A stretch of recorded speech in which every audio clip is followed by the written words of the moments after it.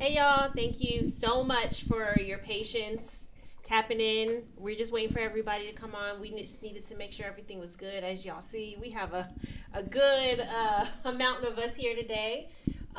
So thank you. We want to introduce ourselves. We of course have Fred, Marikis, and myself. You told me to mute my phone and then look at you. Oh, we live? We live, Yeah. yes. Yeah. We live? I was over there asleep waiting on you to put all your makeup on and stuff. Hush. This is natural. What you talking about? So, all right. So we get more people in. We have Fred, of course, Marikis, myself. We got Coach Mills here. Coach R.L. Martin. How you guys doing today? Pretty good. Good. Good. You introduced Dakota. Oh, Dude. I'm sorry, dude. How are you doing? Phenom superstar. Good. No, don't You say have Hey, put some respect on his name, no man. phenom superstar. Hey, respect it. You better respect that man's name, Yep. You happy to be on the show? Yep. Yes. Well, we're getting more people in. We have good discussions going on today. We're going to talk a little bit about, coaching and discussions between coaches and some topics. I know, Fred, you had put out a topic on your page about Ciara. Kind of going to go a little bit into that and just, I want to do something real quick before we even get started, all right? yes. Okay. I want to say what's up and give a shout out to Blaze, man, over in Louisiana. Yes, You thank know. you. Hey, Blaze. Big Blaze, what's up, baby? Blaze, our number one supporter, man. We always got to shout Blaze out, man. Absolutely. No doubt. Him and his football team. No doubt. Y'all get a chance, man. Definitely tap into his live. If y'all are friends with him. Blaze a good dude. You ain't talking about that. Talking about that. Chill out. I know we got quite a bit of Blazes. Okay, y'all ready to get into it? Yeah, we're gonna have to, man. Us and our one viewer. No, we got more than How many one viewers viewer. we got? It We says got right there we 10 got so far. 10. Oh, 10 right now. Why am I say one? Are you using your iPhone? Maybe that's just me. That's just you. I don't know. We got some views. All right, well, All good, right. then. Let's get this thing going. Let's get it going. I actually want to know. Okay, so Marikis, you invited both Coach Mills and Coach Martin on. And what was the reasoning for inviting them? Of course, we always want our viewers. I mean, just felt like it could give us, a better opportunity to have, a conversation about youth sports and the things, what I'm saying, that, that we typically known for. And, a lot of times, man, we get on here, at least the last couple of shows, a lot of things me and Fred agree on. You know what I mean? We agree on a lot of different things, what I'm saying? It's very rare that you see us disagree on things. So I think, what I'm saying, that it's better to have some guys here that probably gonna disagree with us on a couple of things. And, we can have a good conversation on it. You know what I mean? Yeah, well, at the Outlaws, man, they all agree with me. Okay. So, yeah. So, Hold up. Is that by choice? Yeah, so everybody in the Outlaws Okay, agrees here we with go. me. Fred Suge Knight then. I guess I'm gonna be You gonna be Diddy. no, I ain't gonna be Diddy. You Diddy, You dog. know what? No, I ain't gonna be Diddy. They got too many things. I ain't gonna be Diddy. I can't be Diddy. So, Coach Mills, Coach Mills, my husband, you are part of Outlaws and coach for 6U. The national champ 6U. Congratulations. Damn. Everybody give him his round of applause. And then, Coach Martin, you are part of the Ducks. Right. Fraternity Athletic Ducks, DMF Ducks. I'll be the 10U head coach. 10U head coach. Yep. Okay. Good job. You got to use your mic, dog. Oh, I speak up, so I usually, when I talk into it like that, it sounds real loud. I just want people to hear, you're a very wise man, so we want that wisdom to be heard by all of our viewers. You don't have to use that mic. You don't want to. I appreciate you. Coach, man. Do what you want, man. Hey, man, listen. Do what you want. You outlaw coach, man. Hey, Rob over there sipping on that Douce, dog. You know what I'm saying? Like we back in the cut. I feel got like I'm ice back right in now. MLK on Sunday. Hey, there dog. you go. Hey, You know what I'm saying? watch out, man. You know Yay. about that? Y'all don't know that. MLK Yeah, on you don't know Sunday, that. baby. You don't know got that that about white that. cup. Yeah. Yeah. Man, it's just a family affair tonight, man. Absolutely. Just on the couch chilling at the barbecue. Absolutely. We're about to have some good discussions, man. So, but yeah, all right. So, Marikis, man, you brought the coaches on here, man, just to kind of give a better perspective, because you always agree with me. So you always agree with me. You always agree with me. Well, we're not agreeing right now. There you go. Right now. First disagreement. There it is. You know what I'm saying, dog? You know, so, all right, man, look. What are we going to talk about first tonight, man? I think we should talk about what you want to talk I about. want to talk about Ciara. That's what I'm saying. I really do. I really do. Because Let's I've been seeing so much conversation about this girl's dress or lingerie or whatever the heck it was. Net. I don't know. Nothing. Fishnet. Fish. But I can do that first. I can do it for mine quick. What? Mine, I Okay. can get it Okay. over Wait. Can we first put up a picture of what she had on? Can we first do that? Okay. So it's up. That's what it. We don't need a reminder of what it looked like. Yeah, I need a reminder. That's the folk business, man. Okay. That's the folk business. This thing between Russ You're right. and Ciara, man. Look, if he allow her to go out like that, man, you know what I'm saying, then that's on them. But the thing it comes back to me on is that, man, and I know a lot of women gonna disagree with it, but where's the respect for him? You see what I mean? Because when women start doing stuff like that, in my opinion, they're trying to draw attention to themselves. You know, and I don't care who it is, whether it's Ciara, you know what I'm saying, or just an average woman off the street, trying to draw attention to themselves. And the thing with me is, like, first thing a woman would say when you tell her something like that, I think with you being her partner or whatnot, what she gonna say, well, you're not showing me no attention at home. Okay, well, you walking around the house like this, you see what I'm saying, or what you mean? So since I'm not showing you attention, you gonna go out here and seek attention like this? So like, what type of attention are you seeking? You see what I mean? So obviously, you ain't for me. I shouldn't show you no attention.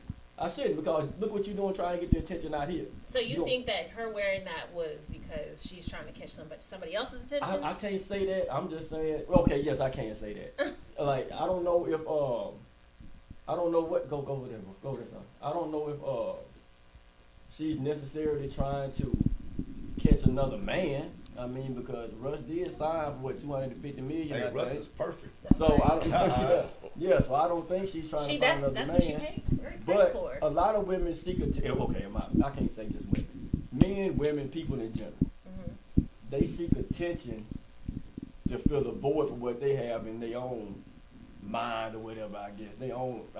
I can't say Ciara have insecurities neither. It's some reason why she wore that dress. But do you think the reason that she did it also is because of the industry that she works in?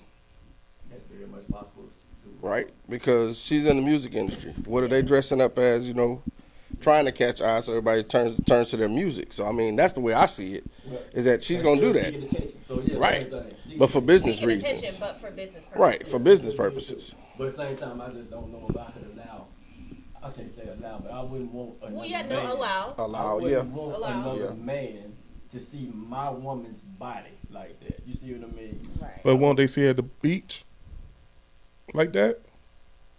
So basically, what you're saying At her is concerts? What you're saying is next week Tori's gonna be dressed like Ciara. Absolutely So, not. no, I no. don't have the body for it. If I had her body, yes. What you So- mean you don't got the body for it? The body is a body nowadays. So I'll speak on it. Because I've seen your post. I've seen I read some of the comments.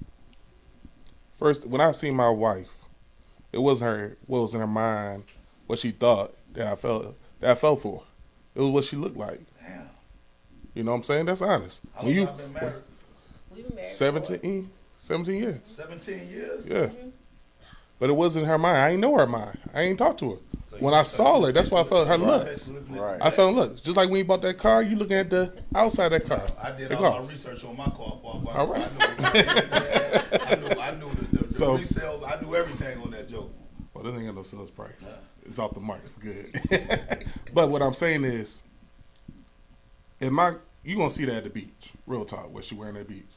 Women out there basically naked. All they gotta do is take all the, basically they naked. So you gonna see everything no different. But my whole thing is, I would have an issue she wore that if I wasn't around. But if we going out together, I'm cool with it. If she feels comfortable, I'm cool with it. Because the thing is, I'm confident. I want her to feel confident. I want her to feel confident and good about how she look. So, And first of all, guess what? If she wearing that, I'm gonna be checking out my wife all night long. Can't wait to get back home. Let's be honest. Well, I'm gonna tell you like this too. I will say this real quick. if she wear that, you probably not gonna have a lot of time to check out your wife. Cause there's gonna be so many other dudes checking out your wife and disrespect you the way you're gonna end up fighting in there and probably end up in jail. That's probably what's gonna happen. Where's the disrespect come in to you though? Because they have already established the fact that they're married happily. I'm saying the outside will be disrespectful. The outside is gonna be coming at your wife with this on and doing it's gonna be disrespectful. Yeah, but I'm pretty sure that they knew that was gonna happen. I'm pretty sure. Let me say this. This real talk, man. When I was with Ciara, she wouldn't wear nothing like that. You know what I'm saying? That's the reason why I got rid of her. Because when did this turn into a Disney show? Because we just I tried to get it sexy. All right. So look, this is my thing on it right here. And look, I can respect Mills because he's married. I've never been married, so I don't know how it is to have your wife parade around half naked in front of other guys and things like that or what have you. You know, that's not my cup of tea, right? From the old school. What's mine is mine. You know what I'm saying? I don't want to share. I don't want to share, but it's even a level beyond that. You know, I don't even want nobody else wanting what I got. You know what I'm saying? Because a lot of men say, "No, I want a woman that everybody wants." Yeah, that's I'm gonna tell you something real quick, man. I don't mean to cut y'all, but see, I'm sitting here talking all this last night. But no, I'm talking all this crap, man. So I just see my old lady tapping in on here, talking about this 2023 free to nipple. So you go ahead. Yeah, wait, you don't say that. So I tell you what, you know what I'm saying? But she's not saying it to be disrespectful to you. No, it's not to be disrespectful to you. It's just the fact of, I tell you what, tell her to go on the free and wear it out somewhere. Then that's what you do. Go on, you walk around wearing gray shorts. Listen. That means it's same thing. Same thing. That ain't the same thing at all. So look, check this out. As a person who's not married, you know, you probably gonna be mad at me for saying this, but I agree with her. Free that nipple. You know what I'm saying? It's a lot of single guys out here that enjoy saying stuff like that. You know what I'm saying? So when you got these women who are liberated enough to expose themselves, you know, leave nothing to the imagination, you know, that's cool for guys that's looking for that. But my thing is, if you have someone, why do you want to present yourself for other folks to look at you like that? You know what I'm saying? It's one thing to be sexy for your man, to be sexy for your wife, but let's be real about it. You know what I'm saying? Like, I don't think anyone can wholeheartedly say, you know what, man, I'm secure enough in myself to dangle my wife or my husband out in front of all these people and say, you know what, I'm confident that nothing's going to happen. You know what I'm saying? Because I don't care how long anyone has been married. Insecurities are a part of life. You know what I'm saying? It ain't no damn body gonna say I don't have no insecurities. Everybody here got insecurity about something. You damn right. That's why I always wear a hat. So I got insecurity about my head. That's all I got a hat on. So I tell you, you know what I'm saying? That's it. So, like, I respect their relationship. You know what I'm saying? Like, normally, you know, hey man, to each his own. But the fact of the matter is, they were at a public event for everybody to see. Right. You know, so if they have the right to express themselves and they're secure in their relationships, we also have the right to critique and give our opinions of what they decided to do. Right, but my own issue is this. Like, it ain't even the fact of the insecurity with okay, I'll speak for myself. It's not the fact that I would be insecure with my old lady wearing that out somewhere. The problem I would have with it is wearing that out and all of the mess that's gonna come to it. That's what I mean. That's what I'm saying. Like, man, we out somewhere. And let's say I'm out somewhere, man, and I don't know Fred. Fred see my girl, hey, damn girl, blah, blah, blah, doing all this and that. And they say, you know, man, she got me out here squabbing over, you know what I'm saying? Because of something she could have hold on. She ain't got you out there squabbing. You got yourself out there squabbing. Because you allowed her to walk out the door with that on. You know what I'm saying? So once again, you have to be ready to face whatever comes with that, right? Now my thing is this. I wouldn't be ready for that. That's what I'm saying. Okay, so that's it. So like with me and him, like if I were to walk out with, let's say, a low cut shirt on, which I have, and he understands what comes with that. People, of course, they're gonna be drawn to my boobs because they out. But he understands that and he knows that. But at the same time, he knows that I'm not walking out the door for nobody else. Like, if they look, then they're out there to be looked at. But I'm not going to react to their reaction to me. So Do you want people to look at them? What do you mean, do I want people to look at Tori, that was a straight question. Do you want people looking at your boobs? I'm gonna say like this. I know people will look at No, them that's if they not the are question. out there. Hey, I'm that's not a legitimate question. I'm being Judge O'Brien right there. That's a damn question. That's not a legitimate question. That You is can't a ask legitimate that. question. You said Because I know when I walk out the house with a low cut shirt on, people are gonna look. So my question once again is, is that what you want though? No. Right. So if that's not what you want, why do you wear it? Because I wear it because I like the way I feel in You it. like the way that you Yes. feel in it, right? So that's cool. Yes. Because it's about you. Yes. But you And him. also know That people that are it's going to bring some negative attention. But I will take that from her though. With her saying that, man, okay, so she just said, I did that 'cause that makes me feel good about me. Right. Now, if that's true, which I feel like that's full of shit, but if that's true and that makes you feel good about you, and that's Yes. how you feel, then man, you can't really knock that. And somebody but had at the end of the day, said- I still feel like that's full of shit because Hey, well, look, I got a scenario for y'all, and y'all tell me how y'all feel, right?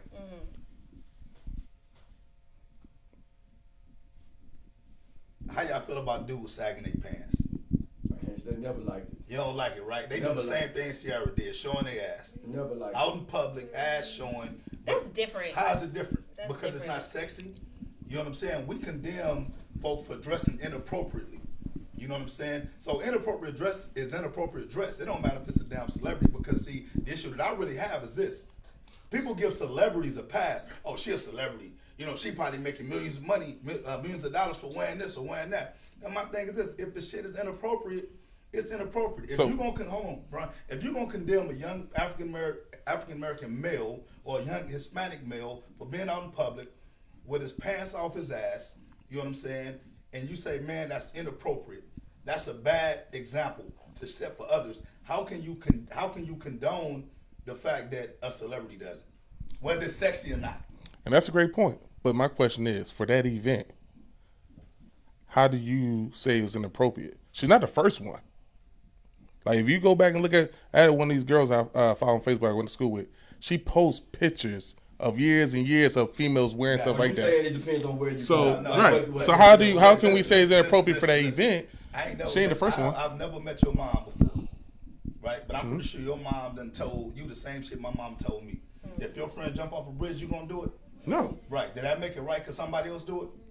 No, but what I'm So saying are you a is, leader or you a follower? I'm a leader. But, But my okay, question so is this. this is all the But stuff that hold my on, mama but hold told on. me. But let me tell you this. But hold on. I'm gonna break it down to this. You said inappropriate. You say you went to church. There's certain things you got to wear at church. They say you should wear at church. That's Some like stuff come as appropriate, you stuff, are. all right? There's certain business wear, which you wear to What church business, you to go church. Okay, I mean the business. There's certain. So there's an attire for everything. Right. So how you know that's not an attire for that event? Got you low. 1 second.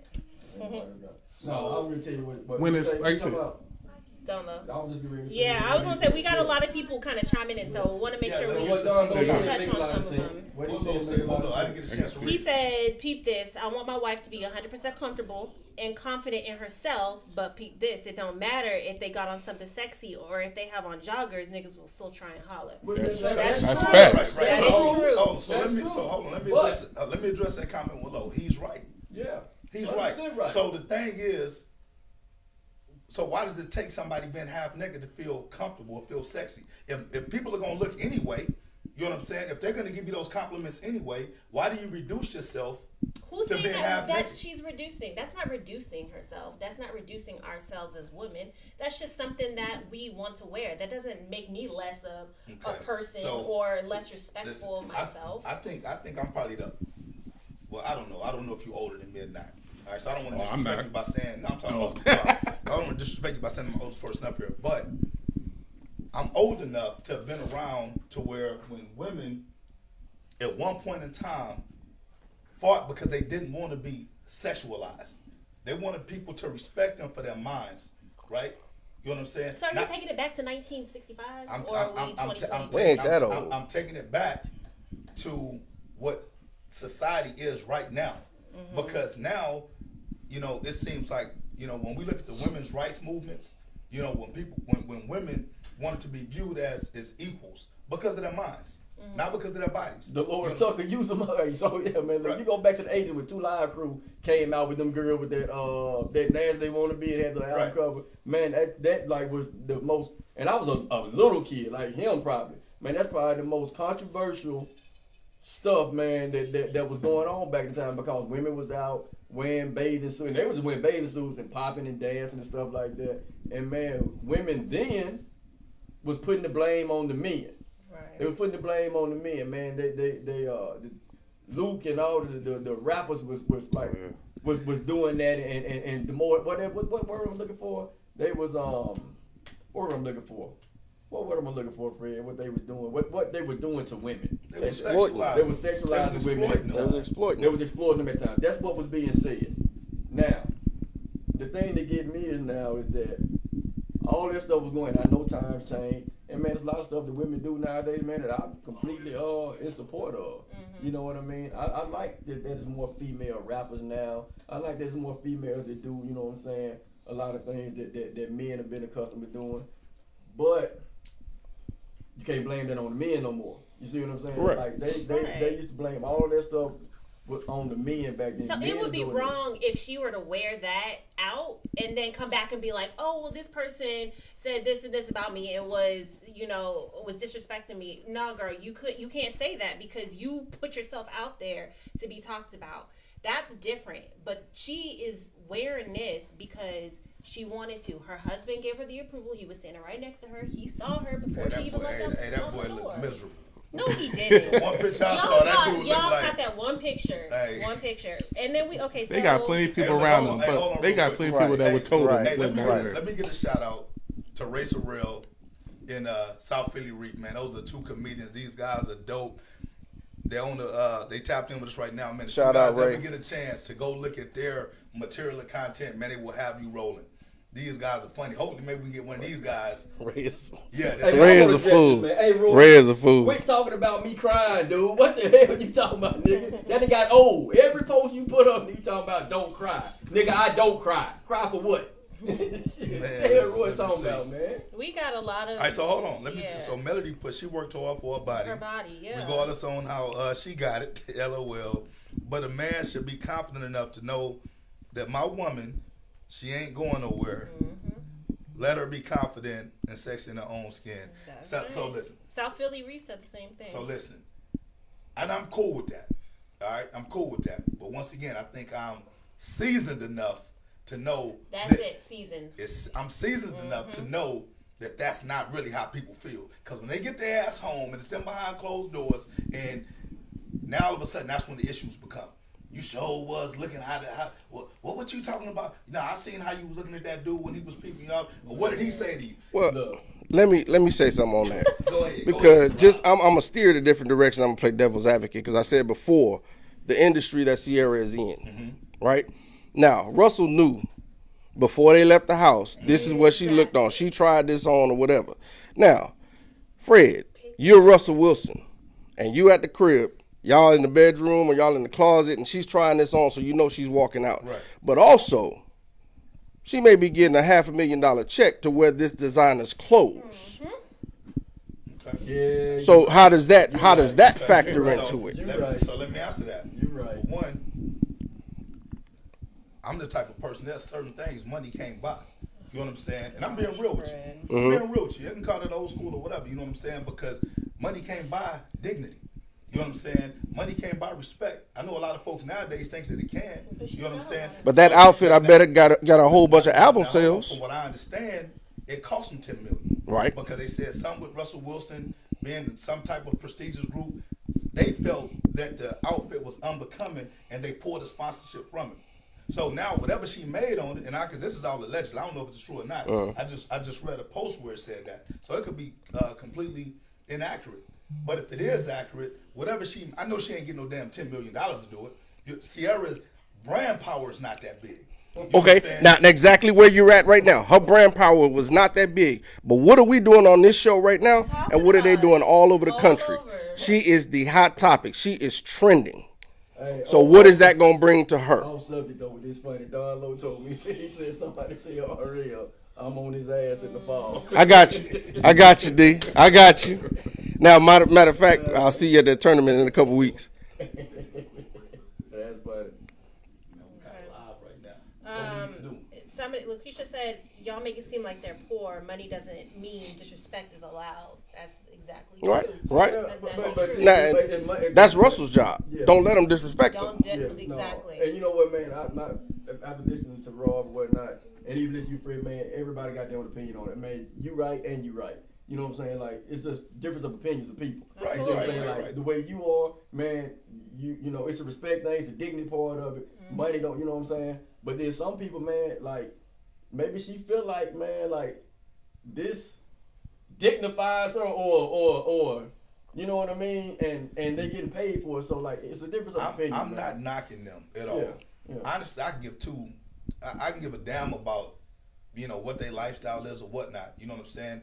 Once again, if she feels comfortable and her husband is cool with it, why what we care about? But more importantly, why would they care about it, right? Because it's their lives. My only point, once again, is this.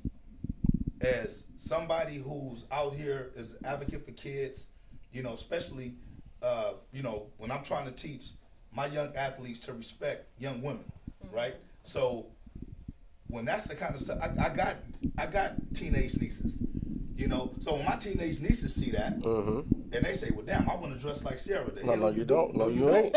No, you ain't. You know what I'm saying? Because once again, these are the people that they look up to. You know what I'm saying? It may be cool for Russ going home, hitting that, taking care of business or whatever. You know what I'm saying? And they may have a great relationship, man. He's the only woman for her. She's the only woman for him.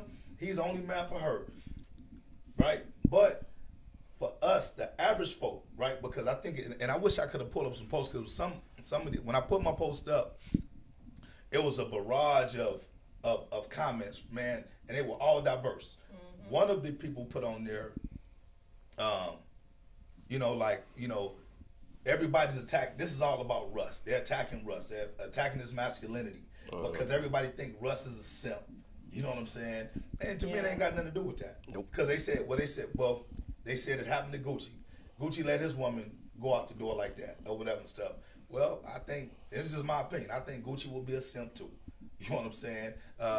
Kanye let his woman go out the door like that. Well, Kanye been a simp to me.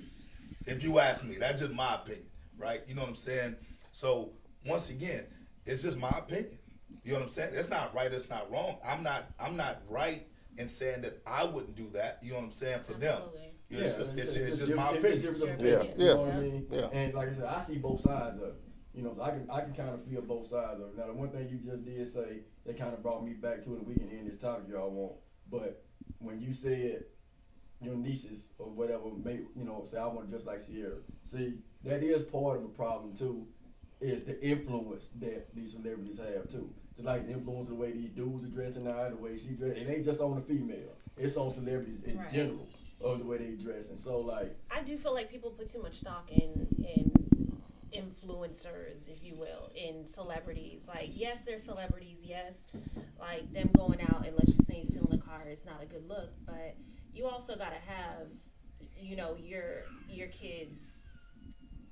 I don't know. I just feel like it's not. I don't feel like we should put so much.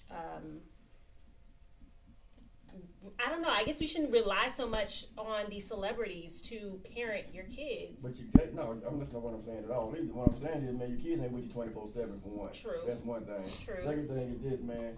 It may not be our kids. It may not be your kid personally. It may not be mine. It may not be yours.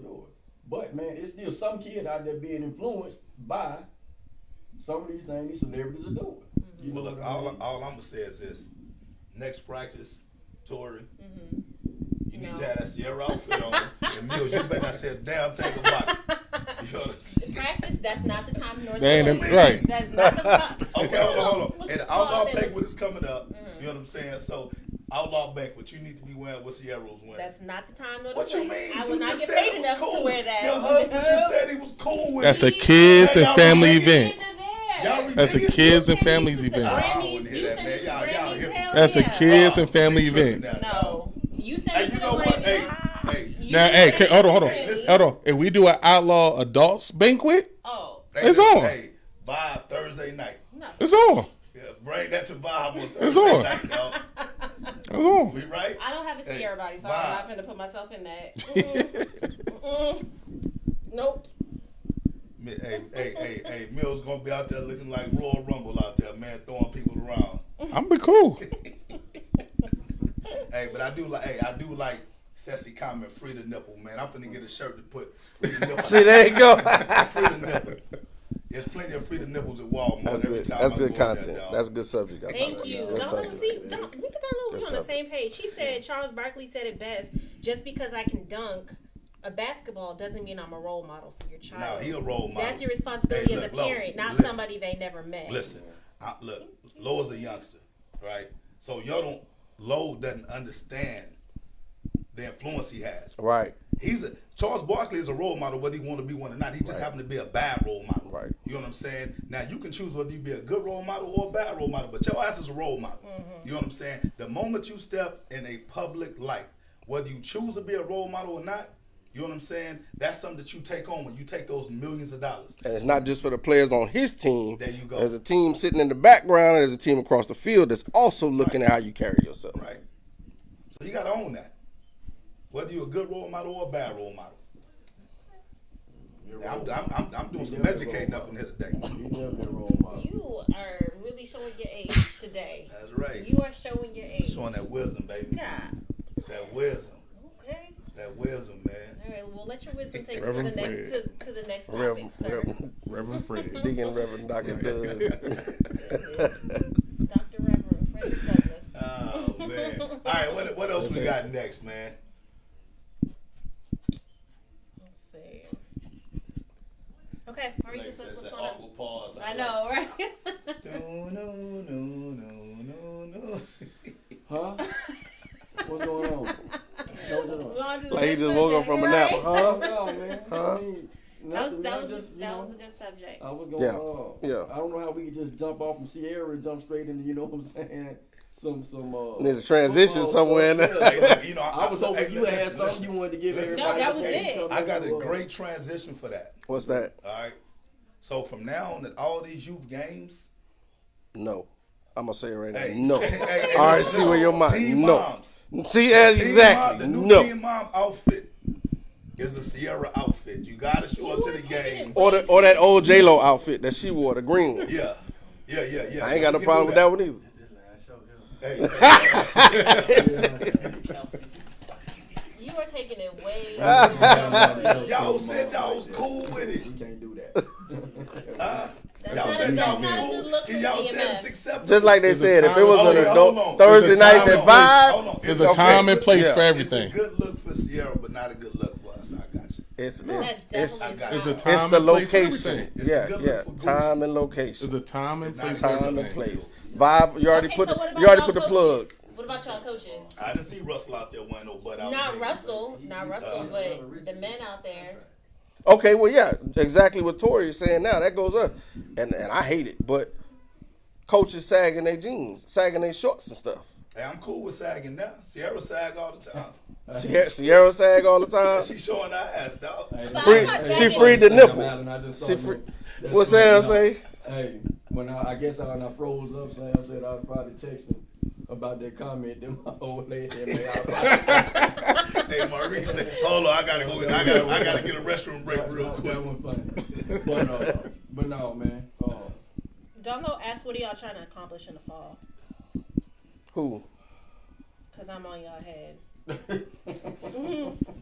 DMF, I guess. Okay, I'll take this one down low, cause you know me, so you already know the expectations of what I got from kids, from parents, and from coaches.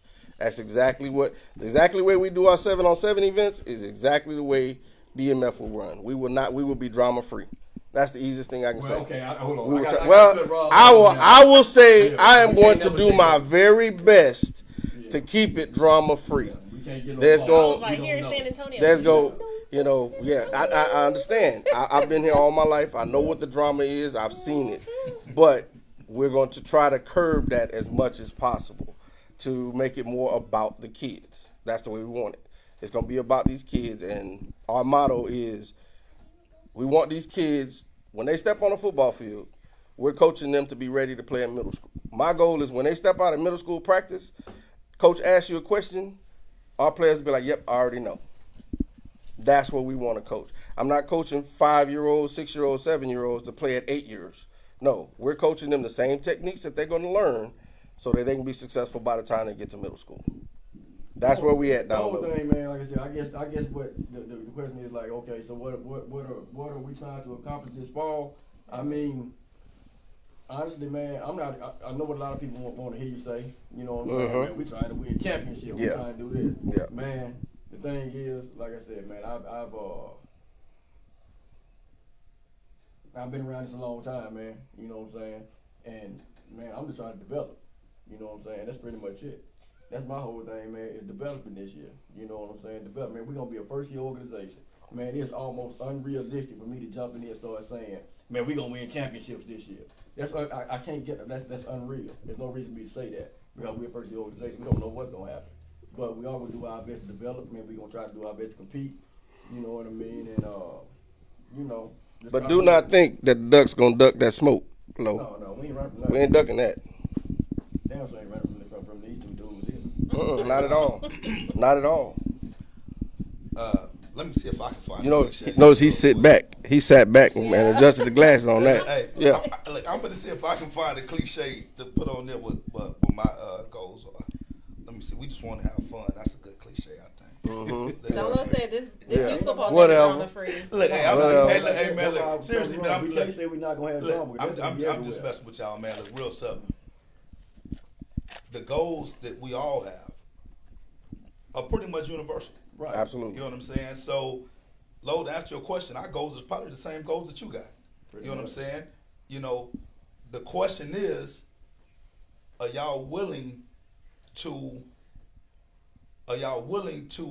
accomplish y'all goals without compromising y'all integrity, That part. y'all character? There you go. That part. You know what I'm saying? That's really the question. Yep. Because I know a lot of you football programs that have goals that are way up here, but the integrity and character is way down here. Exactly. You know what I'm saying? So if you really want to get down to it, you know what I'm saying?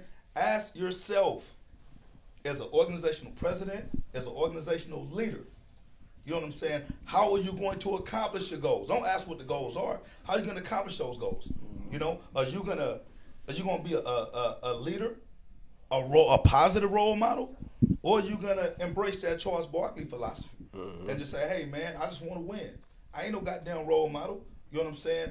Do as I say, don't do as I do. Yeah. Right. You know what I'm And see, saying? that's why that's a hard question to answer. Like, that was hard for me to answer. You know why? Because, man, look, I don't think I've sat down and put out a list of goals that I want to accomplish with my youth football organization as far as on the field stuff.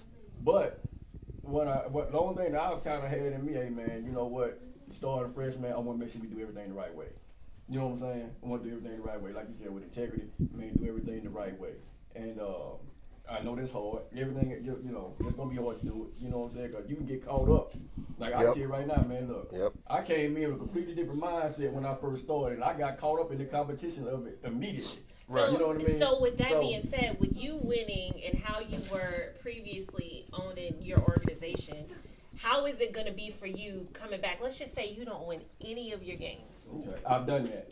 Let me tell you what, I can't say I didn't win any, but see, you learn over time. See, I went from being at the Colts when I had a pretty competitive organization. You know what I mean? We were pretty competitive. You know, we was always right there. You know, we had some good battles with Outlaws over the years. You know what I'm saying? We was always one competitive organization in San Antonio.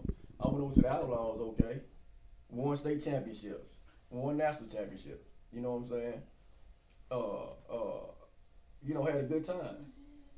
I went to Cibolo Spartans. Man, we barely won a game. You see what I'm saying? But I still had just as much fun with that as I did Right. winning them championships. You see what I'm saying? And honestly, I think I appreciate that more than winning them championships, because going now and losing, you know what I'm saying, those type of games, that kind of changed my mindset and allowed me, you know what I'm saying, where I feel like I could be a better coach now moving forward. You see what I mean? Do you think the parents that you guys have already brought on and will continue to bring on are going to have that same mentality, that same mindset? Because, like, knowing you from before, knowing that you won games, people are going to come to you and like, Well, Oh, yeah, we don't. don't take my comments saying, man, we finna go out here and lose. No, that ain't what I'm saying. Man, I'm going out there to win. We're going to develop to win. That's part of develop. We're not just going to try to develop kids to be like, oh man, let's go out here Saturday and lose. Yeah, no. You know what I'm saying? We're gonna have a good time losing. No, that's not what I'm saying at all. Okay. But what I'm saying is, man, is that, and I'm not just saying this for me. I feel like other coaches should feel the same way. I don't care how many championships. You just came off a national championship. You know what I'm saying? I feel like you should feel the same way. Because, man, if you go out there, you develop, you don't have your mind just focused on, we got to get back to the championship. Because a lot of times when you focus on, we just got to get to the championship, man, you're going to do something wrong along those lines. It's going to throw you completely off from getting to that championship. Man, you gotta build. You got to build, and every year is different. You know what I mean? So don't get me wrong. Like I said, man, do we want to win a ship? Absolutely. Do we want to go out here and lose? Man, no, not at all. But I feel like as you coaches, all of us got to stop putting the focus on, man, we got man, you won that championship. Man, celebrate that. Man, you had 365 days to celebrate that. You know what I mean? Well, not really, but from December to July. Because you got to start again. But in July or June, whenever y'all start, man, that don't matter no more. You got to forget that. Quit, man. You know, I saw it last week on the show too. I don't care, but that's me. Look, that don't matter no more. You see what I'm saying? Right. So Right. now you can't go in there until Wait, time out. I got to give everybody the perspective. I don't know if everybody saw that, but you had dipped. Yeah. You just spit it out. Hey, that's that Give black neck everybody- coming out of Hey, I it. don't care. Hey, look, that's That me. black neck. That's me. So the thing is that, man, you can't go in there with this year's team, which you may have a lot of returners, but you have some different. You can, but I don't think you should go in there and start talking about, man, we the 7U, we the 6U defending national championship, and that's all we want to do is defend our crown. No, man, if you go in there with that mindset, man, you're gonna fail. You see what No, you're right. That's what I mean. No, you're right. And I would tell you this. I told my parents, that team was last year's team. Right. We got new coaches. We got new players. We don't even bring it up no more. This year, 2023, is a new year. This team has to set their own identity. Now, don't forget what we started, what we built on, Right. what the foundation of the team is. But we're going to build on it and keep it going and work a little bit harder. But we can't just chill on what we did in the past. Now we got to work on what we're going to build in the future. And that's right now. Exactly. So, Let me say this on Mills' behalf, because I watched Mills, and he built the team the right way. It was built off of discipline, structure, integrity, and character. You know, he held his kids and his parents accountable. You know, as much as they accomplished last season, you know, he never lost who he was as a coach. You know, some of the parents didn't like some of the stuff he did. Oh well, he remained true to himself. You know, and ultimately they were able to accomplish what no other San Antonio team has done, and that's win a national championship, right? You know what I'm saying? AYF championship. You know what I'm saying? So, you know, with that being said, you know, there are ways that you can there are ways that you can accomplish what you're trying to accomplish, but by doing it the right way. Right. You know, so I'm gonna give him his props for that. No, And I believe that. That's not what I was saying. no, I'm not disagreeing with you at all. I'm just piggybacking off of what you said. You know, so let Brian be the example that you can go out there and you can still build a team doing it the right way. You don't have to, you don't have to minimize, your parents. You don't have to minimize your kids. You don't have to minimize your competition. Fred, Go ahead. expand on what you mean to everybody watching and that'll watch this. What do you feel is the right way? To me, once again, it's building a team based off integrity. How do you act when nobody's looking? You know what I'm saying? So, are you teaching your kids to knock kids' heads off, illegally, or are you trying to promote a me type agenda, as a coach? Do you give credit where credit is due to your support staff? Because winning a national championship and being successful, that's not an individual accomplishment. That's not an individual accomplishment. It's not a selfish accomplishment. So when I say, building a team the right way, what I mean is this: setting the structure. Don't deviate from that structure. If you feel what you're doing is done the correct way, you know what I'm saying, and you vetted that process, man, stick with it, because you're going to have parents, you're going to have players, you're going to have coaches that try to convince you to do things the wrong way. You know what I'm saying? When you play some of these teams, you know, once again, if you're successful, you know, we know with success comes hate. How do you handle that hate? You know what I'm saying? Do you retaliate? Do you show your ass? You know what I'm saying? Yeah. Do you reduce yourself to that of someone who hasn't achieved that success? One thing you just said, though, for me, let's go with this, man. And this is the main thing I think when it comes to all of us. You know what I'm saying? The reason why I say all of us, and a lot of times I say it because I can speak on that from personal experience, is that, man, making it a you thing. You see what I'm saying? See, a lot of you coaches make it a me thing. You know what I'm saying? I got to win. Remember I went back to that comment a couple of years ago when I told you on the show why I said, man, if we don't win, then it's a failure, or right. if we don't win, then it was all for nothing. You see what I'm saying? And man, that's, like I said, that's the dumbest shit I could ever say. If we don't win, it's all for nothing. You see what I'm saying? Because it ain't all for nothing when you dealing with some kids out there. You see what I'm saying? What did you accomplish with them kids over the season? Maybe you didn't win the championship. Maybe not. Maybe you went 1 game from winning. Maybe you went 8 games from winning. Who knows? Yeah. But man, it's something within that time period that you had with them kids that you accomplished. So you can't say it's all for nothing. You see what I'm saying? But see, when you make comments like that as a coach, that means it's a me thing. You see what I'm saying? And I made comments like that back in the day. You see what I'm saying? So at that point, man, even though I didn't feel like it was a me thing, I felt like I was actually doing the right thing. I felt like, man, we gotta win because the kids, you know, blah, blah, blah. But in reality, man, we gotta win so I can say I won the championship. You see what I'm saying? Right. And that's why I feel like a lot of coaches and parents look at things nowadays. Hey, man, if you win, well, I put it like this. If you lose, man, you can't go on Facebook talking shit. You see what I'm saying? If you lose, you can't go on there talking noise. You see what I'm saying? But if you win, okay, that's a me thing. I can get out here and say, man, such and such, we did this and we did that and we did this and we did. And really what you're saying is you done it. Mm-hmm. You see what I'm saying? What are you trying to say? You're trying to say you did this. You know, that's the reason why you putting it everywhere. Right. So, man, truth be told, bro, at the end of the day, if we can take out, and that's the main part of it, if we can take out the me part of it when it comes to youth sports, if we can all get to a point to where we can take out the me part, us grown ass men and women, that's what I'm saying, us grown folks, if we can take out the me part of it, man, I think that would change the whole dynamic of youth sports, man. Because I very rarely see kids go on social media and say, I did this. I had this week. I scored 10 touchdowns.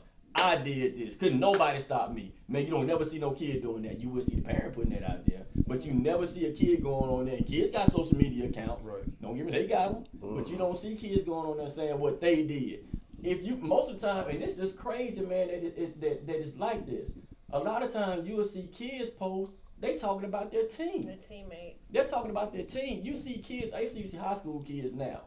When high school kids now, man, be on social media, when one of their buddies or teammates get an offer, they posting that. Mm-hmm. They posting what they teammates are getting. You see what I mean? They don't even, they post, you know, they'll have their little stuff up or whatnot, but they're mainly posting about their teammates. Yep. You see what I'm saying? So, man, the problem in youth sports, and I keep saying this over and over again, and I don't care what nobody have to say about me when it comes to it, man. I know a lot of people try to hold stuff against you or whatnot. I don't care. Look, man, at the end of the day, if you can't grow and you can't learn, that means you're part of a problem. Right. You see what I'm saying? You got to be able to go through a lot of stuff and make the mistakes in order to fix them, in order to fix yourself. And, man, the one thing I can say is this. Man, in youth sports, us adults, not just football, basketball, baseball, track, all of it. Man, we made this a complete me situation when it comes to youth sports. That's what we've done over the years. We made it about us. And that's the reason why youth sports are in the state that it's in now. Corey said kids don't even use Facebook. Nope. Nah, and I agree with that. Said they do on Instagram. They on IG. But, yeah. But Dombo said that they be talking shit on Instagram. They do be talking that mess. See, and I was actually gonna disagree with you on the stuff with the kids because these kids emulate the behavior of their parents. Yep. You know what I'm saying? A lot of them do. Yep. Now, the good kids, they're gonna talk about their team. Well, I must got a lot of good kids. Well, yeah. So what I'm saying is this, because you know, at some point, at some point, everybody is going to have to answer for what they contributed, whether it be negative or positive, to youth sports. So when folks ask me, man, Fred, why you don't be out there condoning all the bullshit? Because I try to make peace with everybody. I'm like, man, bro, I'm not out there for that. Man, I ain't trying to fight nobody out here. Man, I'm too old to do that. To me, it's stupid. You know what I'm saying? Yeah, you stupid. Hey, now don't get me wrong. I still got it now. You know what I'm saying? Hey man, hold on. Real quick before you finish. You remember the Let's time get that your this big dude ass, told me? keep it moving. Y'all may not even remember this, and I don't want to get off the subject. I want you to finish your thought. This cat told me he could whoop Floyd Mayweather, man. Oh yes, I remember. You remember this. that? Yes. Oh, yeah, Anyway, I believe let's that. carry on, man. No, man, listen, man. No, I said I can whoop Mayweather. I can't outbox him. Man, Floyd Mayweather weigh just as much as my 10-year-old son, dude. You know what I'm saying? Man, he's trying professional, man. Right. Man, I don't give a Wait, damn. I don't care if you Fred, just 'cause you- he gonna be in and hit you 100 times Right. before you get your hands on him. Okay, dude. For one, you know what I'm saying? I know you're not from the hood. I'm not finna let nobody hit me, bro. You know what I'm saying? I don't give a damn if you Floyd Mayweather or not. Wait, are we You know talking what I'm about saying? like fight, like Man. in a ring? No. box We up? We talking about like street fight? Yeah, why would I go box him in the ring? I don't. That's We what I'm gotta. talking We about, gotta. Yeah, Okay, nah, different subject. Different I'm talking subject. about Okay. boxing. All right. I got you. Listen, why would I'm not a boxer. Okay. So why would I box? Okay, well, this conversation don't even need to be had. Yeah, exactly. I was talking about you going in the ring and boxing this man, and you thinking you had a chance. That's what's my thing. Okay, so what you should have posed was Floyd Mayweather bringing his ass to my crib, walking And- through my door, like disrespecting me, he- and watching me bust his motherfucking head between the wash and dry. And then call back counter to come scoop his little ass up and take him home. Well, Y'all, y'all the same height, Fred. It don't matter, man. Hey, Corey said he saw you drop about 5 guys. yeah, see, Corey, no. Matter of fact, Maurice, no.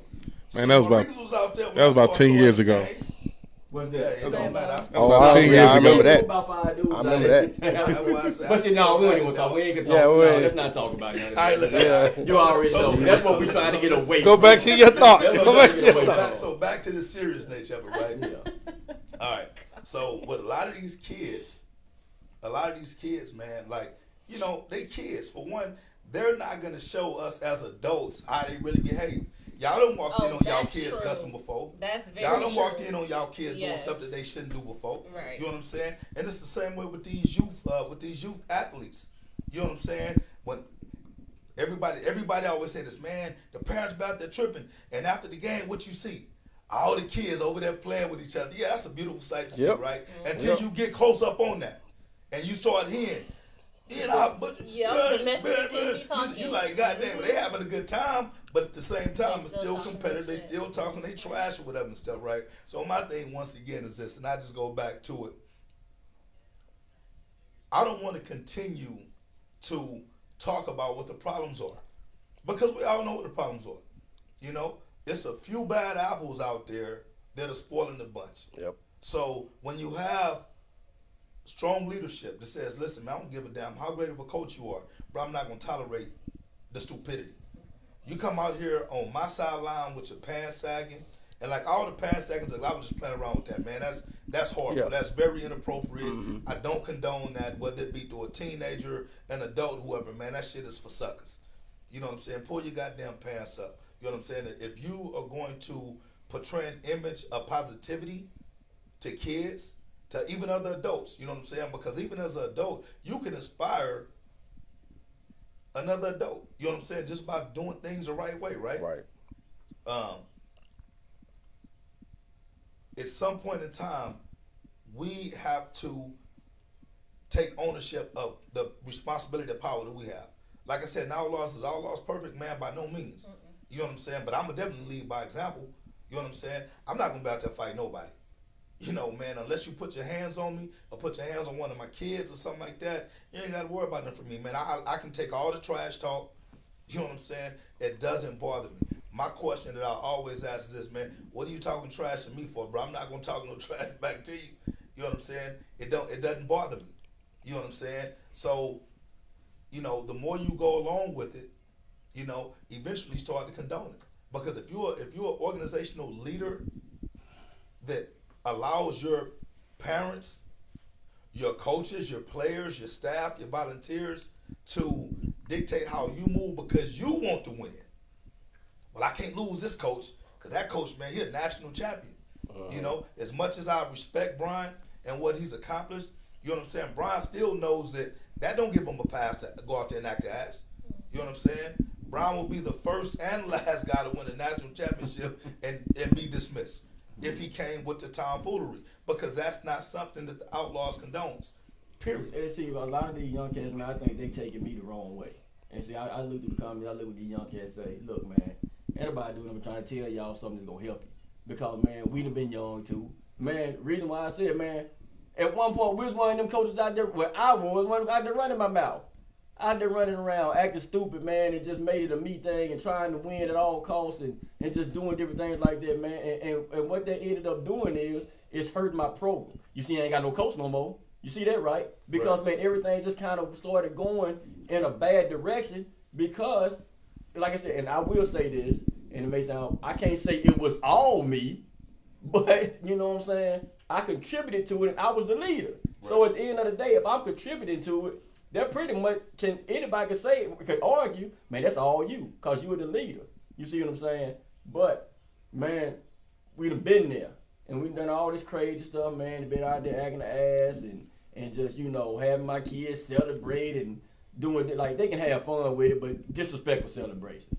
You know what I'm saying, man? You know what I mean? Like, hey, man, look, that's something. Let's talk about some disrespectful celebrations. We did a lot of disrespectful celebrations. But see, the thing is, man, I'm trying to tell y'all how, man, I don't think that you younger coaches started the problem. I don't think y'all started the problem than what I see in youth sports now. They accelerated it. I actually think we started the problem. And they accelerated. I think we started it, and then y'all just said, and y'all accelerated it to another level. Yeah, and y'all taking it to another level because y'all thought that was cool for what y'all saw.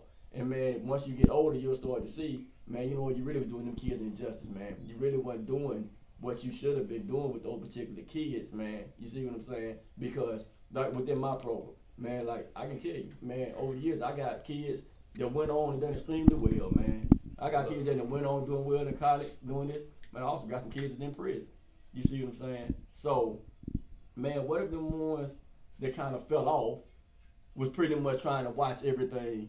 Why you don't see what I'm getting at? Because,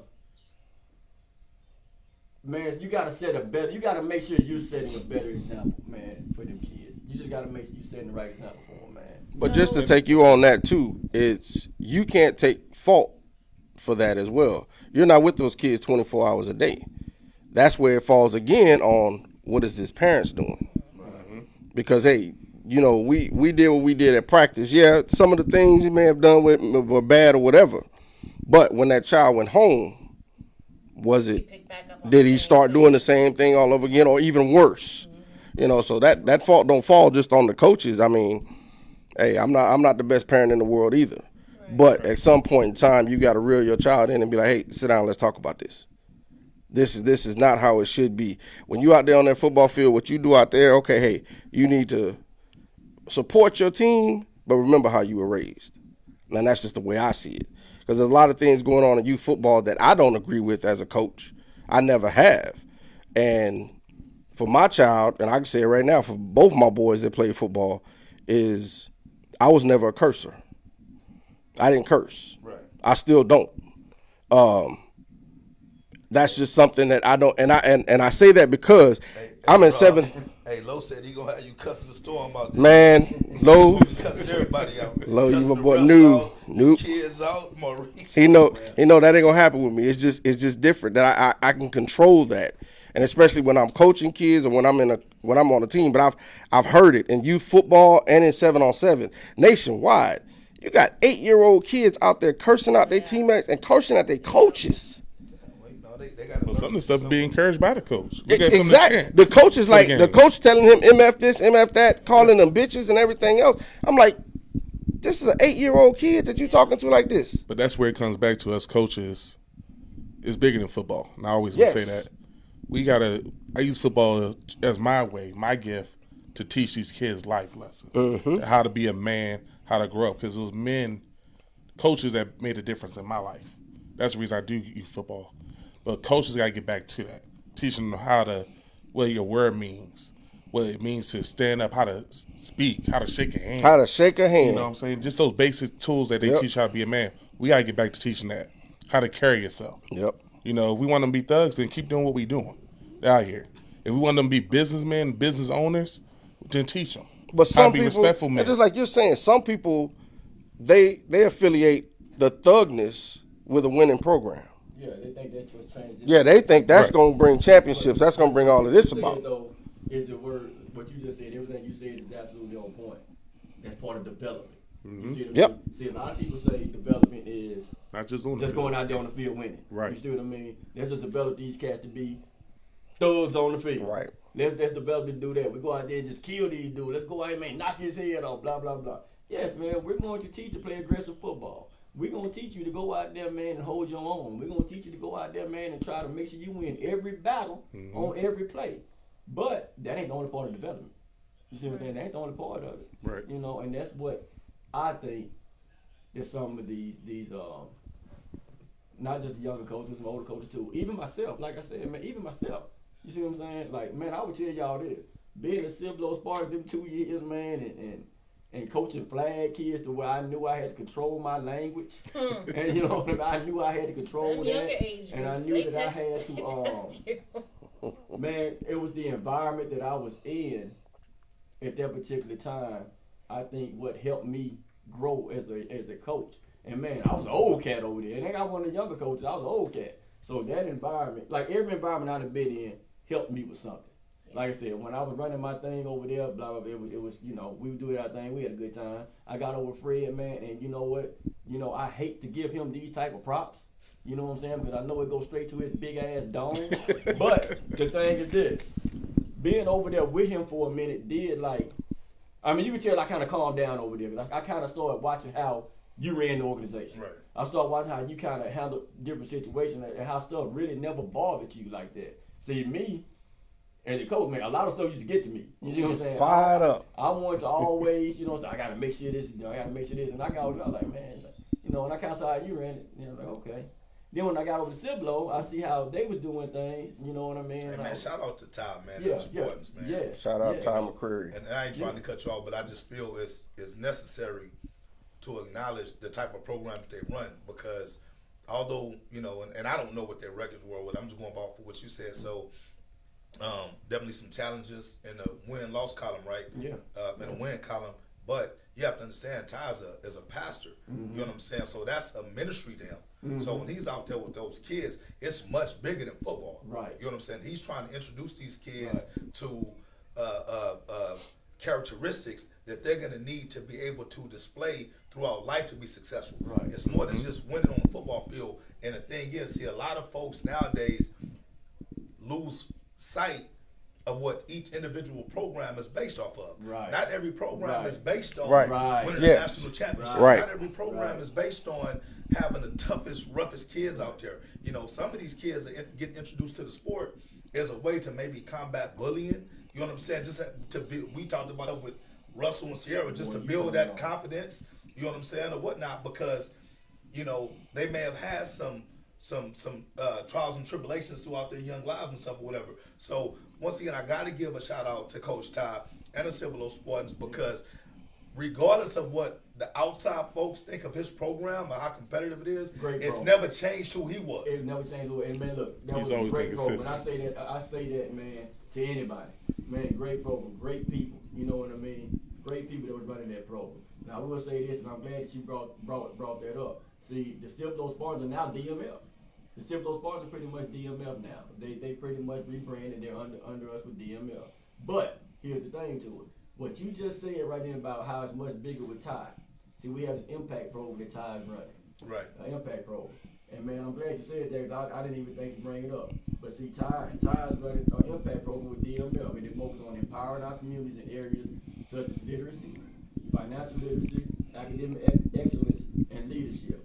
You know what I mean? He said that this is from Ty. This is exactly from Ty with our impact program. He said our heart and passion is pointing to our youth that we might empower the next generation and repair the breach and gap created through lack of resources or reach. Right. That's straight from Ty.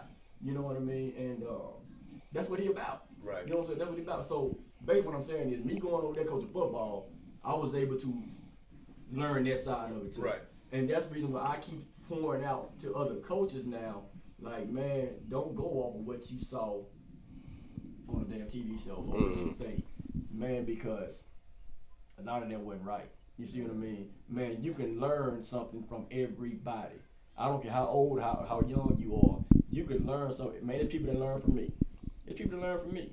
Man, I learned from a lot of y'all. You see what I'm saying? You can learn something from everybody. Take it and use it, man, for the good of it. And just don't think somebody hating on you or trying to, you know what I'm saying, tear down what you're doing. That's not what I'm doing at all. I applaud what you're doing. I respect what you're doing. I'm just trying to help you, man, for longevity. And that's one of the things I see an issue with in San Antonio. Can't speak on other places. It's been a while since I coached in other places, but San Antonio, people don't listen. People ain't trying to learn from somebody. I learned a lot from this man. When you was Outlaws, I believe it or not, I sat back and watched you. I watched Clayton. I watched Coach O. I actually, Coach Mike, I sit back, not just watch my game, and just take notes. I tell people I'm a sponge. And that's just in life, though, too. If you say you're a millionaire, guess what I'm going to do? I'm going to sit right there and watch every step you make if I get an opportunity to. Fred had a successful team. I watched my Zell group, but then I watched this last group that he just had that was 12 years that aged out. And I watched him how every year he came back. And I watched other Clayton's group. I watched your group. All I did was take little bits of each and every single one. Stuck to who I am. But I took it, and that's what made me the 6U team so successful. Because I saw the failures, but I saw the successful. Right. So while I want to make sure that I don't make the same mistakes, you know, there might be other obstacles I might face that y'all didn't, but I at least want to say, you know what, I remember them doing this right. Let me take that. Let me add that to it. Now listen, I'm going to take what you said, and I'm going to take it a step further, right? Because you said one of the problems in San Antonio is we don't listen, right? So the thing is this, most folks think that the listening is unilateral. It's just one way. You know, you can be somebody who's been in the game over 20 years, such as myself, and still learn from young coaches, right? So the one thing that I'm going to say is this, because we'll get on here and we'll bash some of the young coaches. We also got to give some of these young guys credit as well, because these guys have brought a new passion. Yep. You know, they brought a new energy. They brought a new lane for a lot of these parents and these kids, right? DeMarcus just made a comment. He was basically saying, like, you know, you can still use a harsh language in a productive way. It don't have to be harsh where you cussing kids out or whatever, but there's still a way to motivate these kids, you know, by simply utilizing structured language that's not the soft stuff, right? Now, when I look at a lot of these young coaches, you know, just like Mills said, hey, man, I can go to a young coach and give him his props. Hey, boy, keep doing what you're doing, man. Hey, man, you got them kids ready. I haven't seen a team that moves like that. You know what I'm saying? In a long time. You know what I'm saying? They got these kids right. So I'm always with the yin and the yang, man. I don't never want to just pound on one side of something and be like, you know what, man, it's all bad. Let me throw this in there before you finish and keep going. But see, that's kind of the mindset, and I see you kind of operate like that. And that's kind of the mindset that I took. I took this mindset when I started trying to build a program again. You know what I mean? Right. I was like, man, I want to take a lot of the older coaches that's been, you know what I mean, been around, know the game, made a little name for themselves in the sport. But I also want to bring in some younger coaches to be in leads too. So that way I feel like, man, we can all learn from each other. I don't want to surround myself with, like, I wouldn't want a coaching staff with me, Rob, you, and Fred. I don't want that because, man, all us stuck in our ways, man. All of us, we've been around a long time. We stuck in our ways, and we know, you know what I mean. What if I'm not saying you just been coaching, you've been coaching for a while. What I'm saying, but some of these younger cats that's coming in, man, that's fresh out of high school, they're 19 to 20, 25, you know, stuff like that. Man, you bring them in because they know something that I don't know. And you make a good point with that, because with the younger coaches, I have noticed, like my oldest son, when he was younger, he had a fresh out of college coach. And a lot of the things that he said and how he explained it kind of stuck a little bit more than it did with the seasoned coaches. Because they can relate to them better. Right. They can relate to them a lot better. So if you bring them younger coaches in, like I said, man, they're going to know something that we don't know. But at the same time, we're going to know something they don't know. So that way, man, that's why you got to find a way to make that work together. And you know what I'm saying, both of y'all should grow as coaches. You know, both sides of it. So, man, these younger coaches, like Fred said, man, I applaud you. You know what I mean? You coming out there working with them kids, man, I'm not trying to down you. Because all of y'all not doing some of this stuff. Some of y'all are actually, you know what I'm saying, got an old soul in it. But what I'm saying, man, don't change who you are. That's not what I'm saying. Right. Don't change who you are, man. Keep doing what you're doing. But, man, just like when I was younger, man, I can't knock them because even when I was younger, I didn't listen to the folks that was, you know what I'm saying, like that either. You always think you know everything. Even when it comes to them kids, they gonna feel like they know everything. But man, as you get older, you gonna come to realize, well, damn, man, you know what, such and such is right. You know what I'm saying? I should have listened to this, man. I should have did this way. Because I find myself in them positions a lot. You see what I'm saying? That's a lot of the kids. As a transition to that, Tori, that does not just apply to boys, youth sports. Right. Right. That does apply to girls, Oh, the young absolutely. women athletes as well. Absolutely. Because I've seen some videos out there as well where they acting just as bad as the youth sports. Man, we went to AAU basketball girls games. Oh my goodness! I was like, wow, it ain't just you football. Yeah. Yeah. So I mean, they need to be embraced as well. And I think there's a lot of male and female coaches, organization presidents and stuff like that can do that as well, to reach out to them. I'm glad that you said that. AAU, this doesn't just apply to like youth football, because I know that's what you guys do. Right. But Right. this is across the whole entire youth sports. So, yeah. Yeah. That, I mean, sure. Well, look, I got something else I want to talk about. You know, and it's just something that, man, just kind of came to my mind only because it's something that I feel is very prevalent in youth sports right now, and I'm kind of curious to see what y'all perspectives on it are. You know, you got kids that have played, you got a kid that's playing, y'all got kids that play. I have a son that plays, right? So I want to spend a little bit of time on what are y'all thoughts on this whole daddy ball situation, because I don't really think that, once again, it's always the cliche, oh, daddy ball, daddy ball, daddy ball. But I really want to know, what is daddy ball? I want to know what y'all think. Like, what if y'all could put a definition on daddy ball, what would it be? Because I don't think anybody really understands what daddy ball is. I don't, because I hear it used in so many different terms. Okay. You know what I'm saying? So Go ahead, I want man. to get everybody's opinion on You what they get consider that to be first. daddy ball. You get that first. So what I would say daddy ball is, if you got a son on your team and you are forcing him in position because it's your son, instead of him earning it, or he's not the best player in that position. So for example, let's say I'm coaching my son. I want to be a quarterback. He's not a quarterback, but I make him play quarterback for our team. That's daddy ball to me. Does he start? Or yeah, he started. He starts. He started. Okay. He's starting quarterback. He's my starting safety. He might not be the best kid. He probably won't start on everybody else team, but since I'm coach, he's gonna start. Now you the head coach? I'm the head State coach. Okay. Or even if I'm the OC, you know what? He's at home with me every day. I don't care if you know the playbook not. Did he earn it? If you just giving him the spot, that's daddy ball. Okay. If he's not the best player, you put him in there, that's daddy ball to me. To me, daddy ball piggybacks right off of that, as well as, yes, I'm going to put my son in there and I'm going to let him play quarterback. That's usually the position. It's quarterback or running back. He may not be the best, but hey, that's my son. I'm going to put him in there. But also daddy ball is, we ran 20 plays in the first half and my son had 17 of them. I'm going to give my son his shine at the cost of the team. I have seen that and I cannot stand it. But in that situation, I wasn't a head coach, so I could say what I wanted to. But hey, coach had to do what he wanted. He did what he wanted to do. I just did not agree with it, and I voiced that.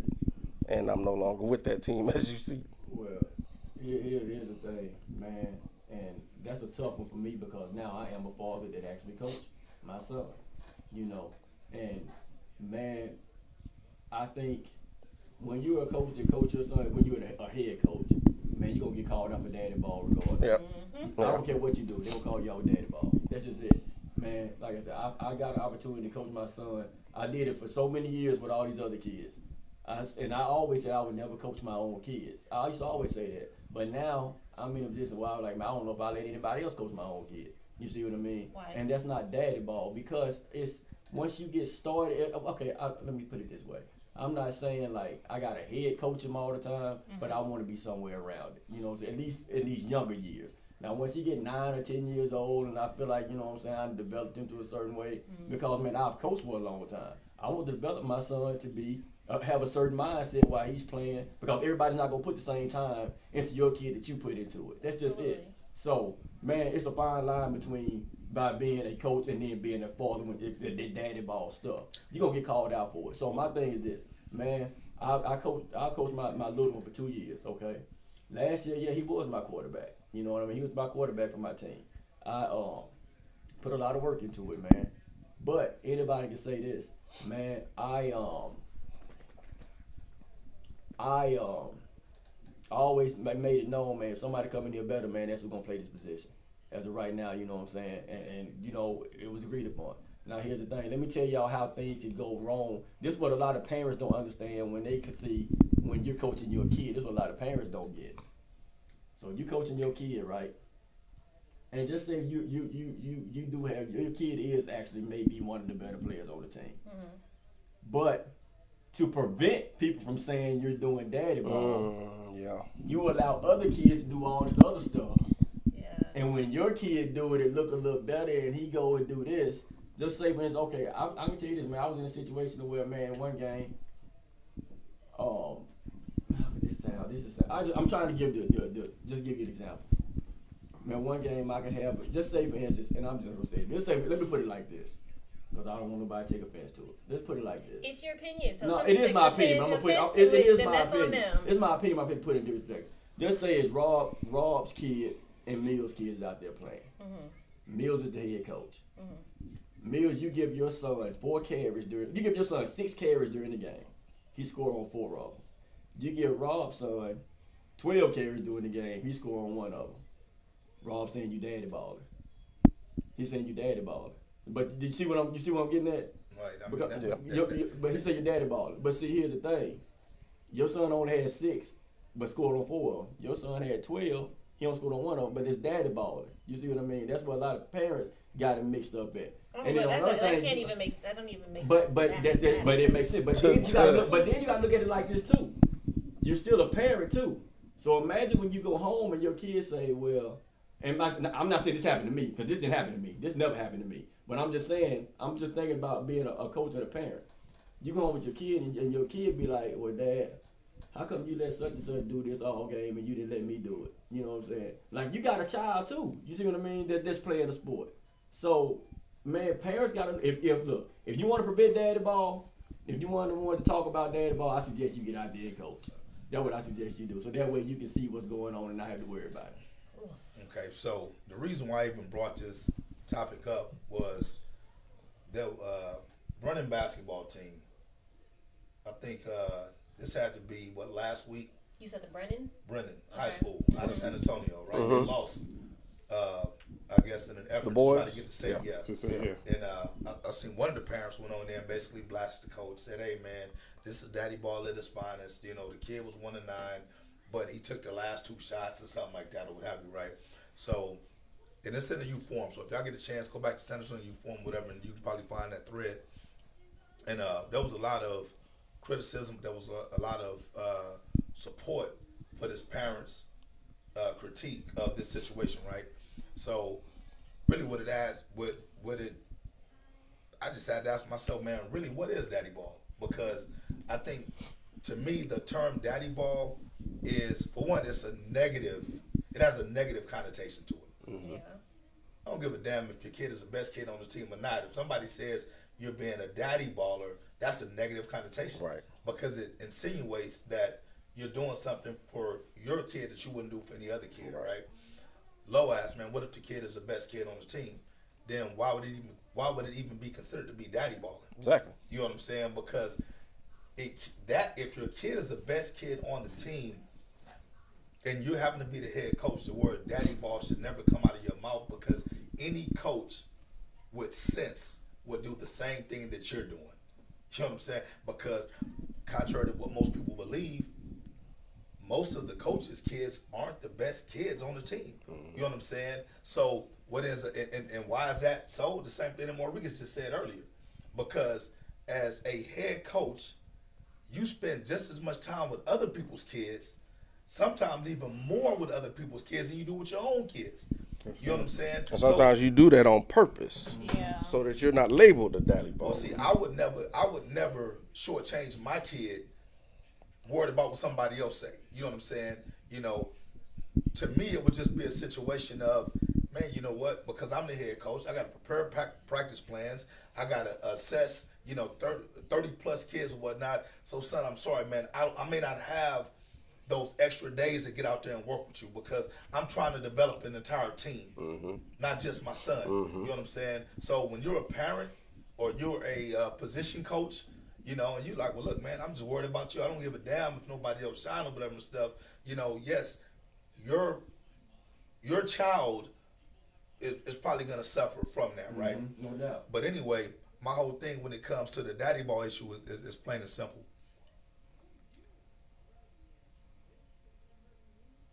For one, most dads coach nowadays. You know what I'm saying? I mean, I don't know of too many coaches that don't have kids out there.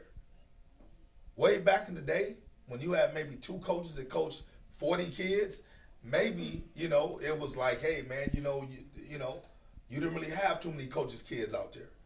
But nowadays, you have staffs, and this is something I got a problem with, by the way.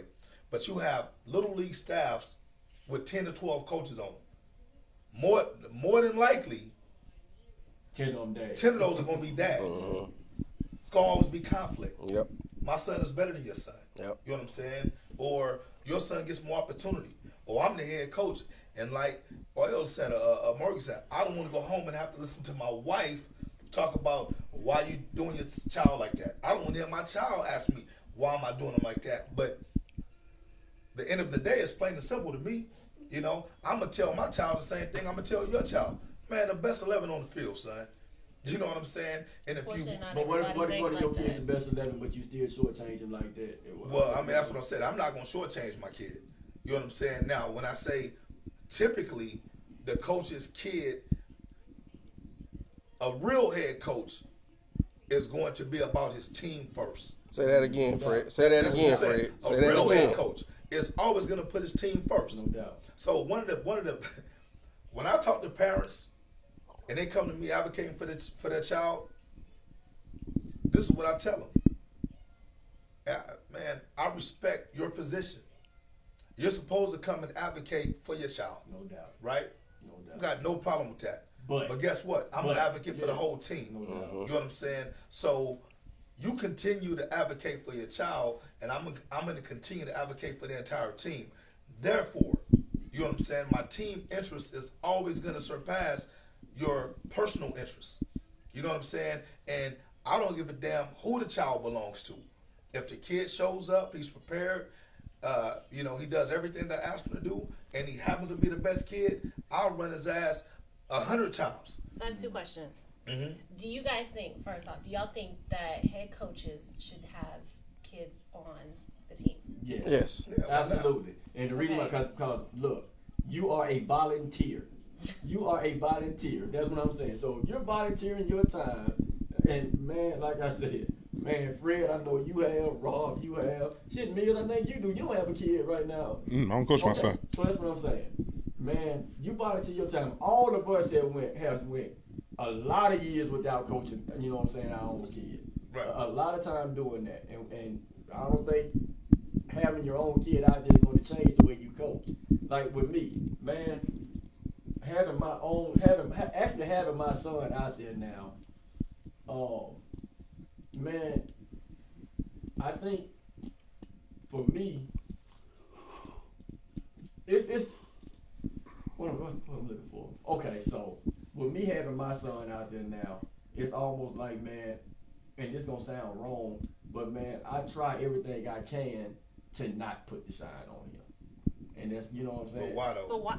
Thank you. And the reason why I'm saying that is because of, like I said, look, I did that last year. That's what I'm saying. I'm not doing it. I think I talked to you about that. Yeah. I told you, I'm not doing it no more. I'll never do that again. You see what I mean? I'll never do that again because you don't want to be labeled as that daddy baller. But at the end of the day, man, you're just being a poor father when you do that too. You see what I mean? You're being a poor father, you do stuff like that. So that's something I said I never do again. Cause like the example that I just gave, man, that was a situation that I was in last year. Man, you know, I had an issue with somebody saying, well, you just gonna let your son score all the touchdowns.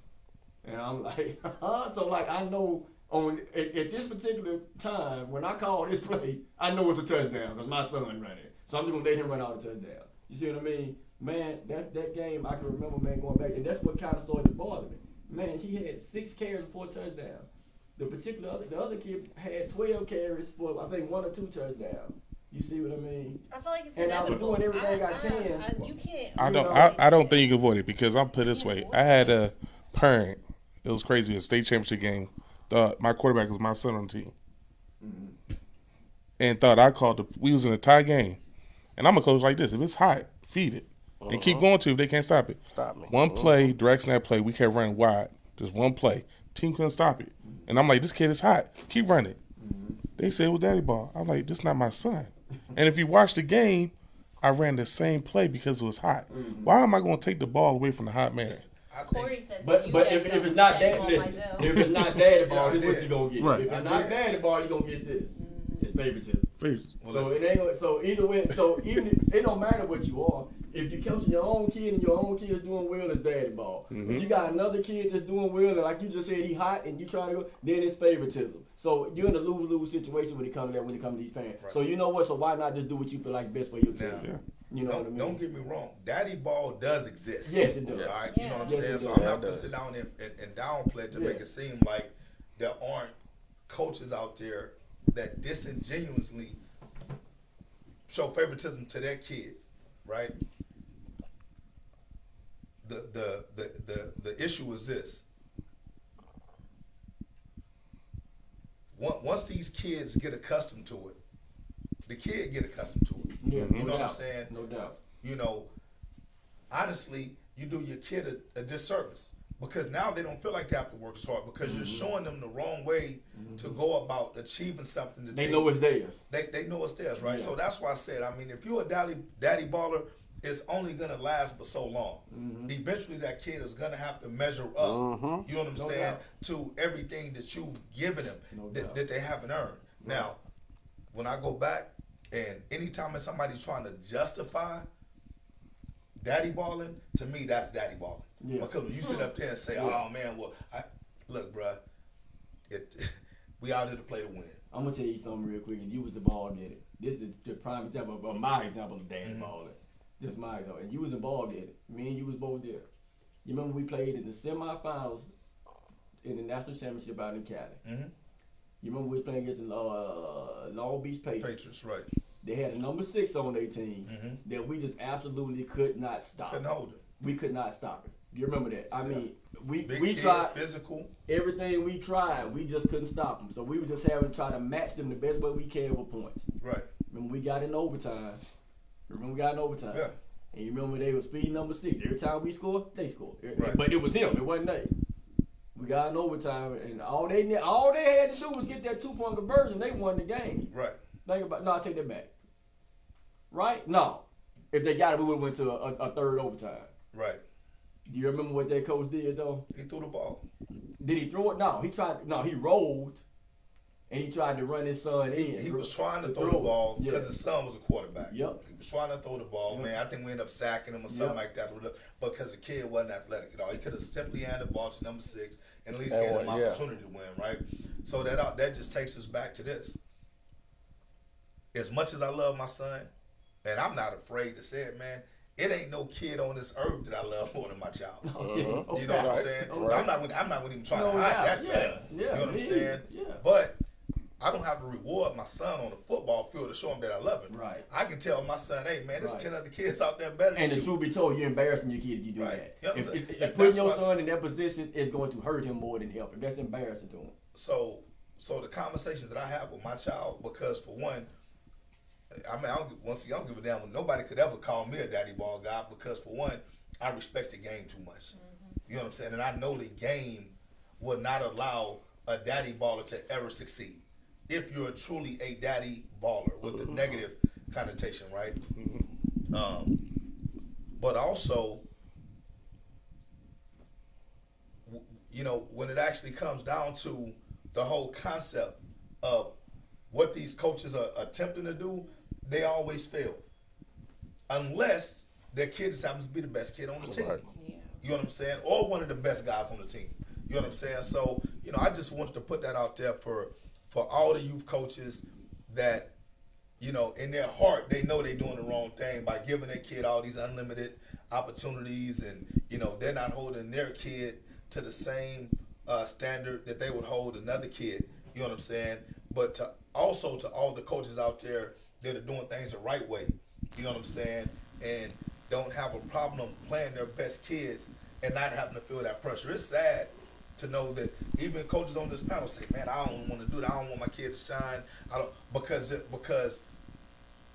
the youth football society has made us seem like villains if you want your own child to be successful out there because they work for it. You know what I'm saying? That's how weak the youth football community has become, to where we're the good guys are afraid to let their own children shine because of the negative publicity that they may get. Man, fuck that. You know what I'm saying? I'm on them coaches' ass who kids don't belong in the limelight. You know what I'm saying? They say, nah, hold on, man. I don't have no problem going to any one of my coaches saying, hey, bruh, that's not it right there. You know what I'm saying? You done ran that kid 6 times, man. I don't give a damn if that's your son or not. You got 4 other kids over there who've been more productive. Get those guys a chance. Mm-hmm. Oh, man, F this. All right, well, then go on and bounce then. Mm-hmm. Because the whole daddy ball situation is just, it has to be stopped. And when I say stop, I mean like immediately. You know what I'm saying? Because once again, well, the thing is it won't be stopped with poor leadership. Right. Because once again, if your relationship with that coach is more important than the relationship you have with those kids, you'll condone it. Right. If your relationship with the kids is more important, and that's the paramount relationship that you have within your organization. If Mills had a kid on the team, and Mills was out there handing this kid the ball or letting this kid play quarterback, and this kid got 2 left feet, can't throw, can't remember a play. Hey man, hey Mills, hey, your son can play quarterback, he just can't play here. And if that's the problem for you, then you and your son can both play on the team. You have to be able to stand on something. So that's why I said, like, at the end of the day, there are things that money don't compromise. There are things that relationships can't compromise. Those are called morals and standards. You know what I'm saying? No amount of money, no type of relationship. You know what I'm saying? If it's detrimental and it's negative, it should have no place within how you operate. You know what I'm saying? So that's one of the things that I want to see change this upcoming season in San Antonio when it pertains to, for one, not placing that daddy ball label on someone who's actually out there just trying to put the best product on the field. Right. And it happens to be their child. And whether it's their child or not. 2, you know what I'm saying? Identifying those guys and those coaches that are guilty of daddy ball. It can easily be seen. But don't call them out. But don't call a coach a daddy ball and wait until y'all lose a game, because that's something I see too. Like he a daddy ball. Because we lost the game, now he daddy ball. Why you ain't make this complaint all season long or practice? You've been seeing the whole time. Now you lose a game. Now you want to call about his daddy ball. Right. Look, man, the daddy ball, the favoritism, the every other thing, man. Look, in youth sports, it's gonna always be a million excuses for anything. Yep. If you winning, they gonna say you cheating, you recruited all their kids, you took kids from them, you're doing this, you're doing that. If you losing, oh man, them dudes just some sorry coaches, they this and that, they over there, they stealing money, they doing this. If you got a kid that's out there doing well, and you coaching them, man, it's daddy ball. I mean, it is a no-win when it comes to that. So, man, my whole thing is what I kind of hope everybody can kind of get to. Hey, man, moving forward in youth sports, man, focus on your damn kids, man. Try to block out, because you're going to get every distraction you can get. You're going to get every bit of negativity, man, that can come your way. Man, focus on your kids. Lead by example. And, man, teach them something and have a good time with it. You know what I mean? And that's pretty much it for me. And add one more thing to that. Parents, stay at practice. Watch what goes on. Oh, whoa. Don't use My practice mic as a babysitting service. Come on. Don't go to Walmart and do your Don't shopping. go to Walmart or, hey, I'll be right back, coach. Yeah. You got my number to call me. I don't see that person till practice over at 8. They showing up at 8:30. Yeah. So- The biggest thing I had a problem with that was not that you leaving your child, but what if something happens and your child get injured? The first person they looking for is mama or daddy, Yeah. and you ain't there. We got their medical insurance. We don't know what they're allergic to. But I'm also, saying. I'm just looking at it like this. If you have practice and you actually paying attention, not gossiping, not talking about nothing else, not worrying about nothing else, but watching your kid at practice, you can actually see what they're struggling with. Mm-hmm. Now you ain't got to ask coach, what my son need work on. Right. You saw exactly You saw where it. we're You going. saw it. Why my son not started? Well, you see who's in front of him. Man, he fumbled But you 3 know a lot of times. times why you get them questions? Let me tell you why. When a lot of times, well, you saying if they're there, but a lot of times, man, they come ask you what my son need to work on, not even worried about what they need to work on. They just trying to, cause they don't feel like they need to work on nothing. They just trying to see what you feel about them. You know what I mean? They don't think they need to work on anything. They think the kid great. Oh man, I know my son can do this. Hey coach, what you think he need to work on? Yeah, but That's always they question. But I tell you this too though. Now I have seen parents, good parents. They stay at practice. Good parents. They support their kid and they go ask the coach, man, what my son need to work on. Well, yes, good to hear some of them. And Yes. you know what the coach say? Yeah. Cause they ain't paid attention. Yeah. Exactly. Yeah. Know the kid name. Or they'll just make up some Right. shit. Well, you know, he did something real general. Well, he just need to be a little bit tougher. You like, come on, bro. I mean, you ain't working my kid now. One Right. day practice. Yeah. Right. You know what I'm saying? So we always got to give shout out to the Yes. good parents Yes. Right. who do hang around in practice. You know what I'm saying? Because once again, those are the parents. You know, let me rephrase this. For me, I never have an issue with a supportive parent that asks questions. No. You know what I'm saying? No. A lot of the times, you know, coaches get offended because they feel like you shouldn't ask me no questions. Right. You know what I'm saying? When that coach stays in practice, that parent stays in practice, that parent is involved. They may have the least talented kid on the team, but that's still their child. Mm-hmm. And they say, hey man, I'm out here to pay my money. I just want my child to get every opportunity that the next kid is gonna get. I want my kid to be treated, I'm not gonna even say equally. I just want my child to be treated fairly. You know what I'm saying? Because we know in football, all kids don't get treated equally. Right. Just how life is in society, you know what I'm saying? Go back to the Russell Wilson stuff, you know what I'm saying? Every celebrities, for whatever reason, feel like they are treated better. Or they should be treated better because they're celebrities, all right? You got the haves and have-nots on every football team. You know what I'm saying? The have-nots, they don't get the super stud treatment. But at the very minimum, as a coach, you should at least treat that child fairly. You know what I'm saying? See, that's something else I think we need to kind of change too as far as coaches. Let me tell you what you're saying. So, most of the time, and I'm not saying all of the time, I'm saying most of the time, the supportive parents are the ones whose kids is really not that good. The ones who, you know, they just want them out there for us to try to put something in them. You know what I mean? Or you know, do our job and make them better. And the kids that are studs most of the time, them the ones you have the most problem with, parents with. So my thing, but see, what I'm saying is, as coaches, that's what we allow because most of the time we're putting more time into the stud kids. And the reason why we put more time, look, man, I don't want to hear the parent mouth. I know I ain't got to hear. I know I ain't got to listen because they support it. But man, you doing their child a disservice. They supporting you, and you doing their child a disservice because you're not giving them the same time you're giving these kids over here. You see? So that's a problem that we have as coaches. I'm gonna tell you what I think the issue is, and it doesn't. This doesn't pertain to everyone, but that stud kid, for one, their parents don't feel like they're obligated to do anything because his parents have showed them how to treat us. You know, oh, he needs his registration waiver. We'll take care. Don't worry about that. Yep. You know what I'm saying? Yep. Yeah, you ain't got to worry about that. Oh man, get him the best helmet we got off in there. You know what I'm saying? Oh, what number you want? Number 5. Oh man, this dude been up for 5 years. He already got number 5. No, I've never done that.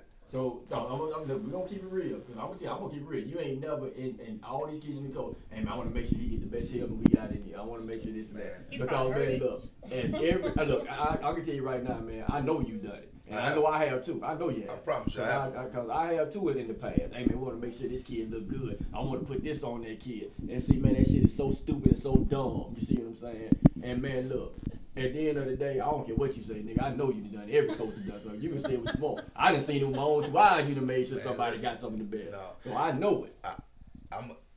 Now I ain't saying you do that anymore. No, I done done it too. That's what I'm saying. What I'm telling you, I ain't never done that, and I mean that, and I'm gonna tell you why. My shit is always based on when you pay your goddamn registration. If you ain't paid registration, I don't even deal with you. I don't give a damn who you are. Ain't lying about you know that. What I'm saying? And we can go back. You can pull up facts with Myzel, Zion, Juju, Allen. All I ain't saying you gonna give it to them before they pay the registration, but I'm saying this. Hey man, I'm gonna put this one here, and when that nigga pay, I'm gonna make sure you got this one. You know what I'm saying? Look, when I tell you the way that I was raised won't allow me to do that, because the thing is this: you teach people how to treat you. If I tuck that helmet in the back and say, whenever you pay, I got this back here for you, what's the motivation for them to pay? Get that back there. I know it's gonna be there for me whether I pay today or whether I pay in 2 months. You know what I'm saying? So what I always usually get people to pay is, look, hey man, bro, I don't hold nothing. I tell these coaches every year, man, we don't hold no spots. Once we hit a certain number, bro, we done. So when you got those studs who say, well, man, we doing this, hey man, that's fine. I'm just telling you, we're not turning no kids away. You know what I'm saying? So when those kids come, those first however many 30, 35 kids sign up, and now you got your stud who's supposed to be the best player on your team, who waited till the last minute because really he was entertaining other organizations and other teams come and say, hey man, I'm ready to pay now. Don't call them out like that, Fred. Hey, don't call them out like that. What you got left? And the only thing I got left is that old bike helmet off of them, man. You know what I'm saying? You can go buy your own.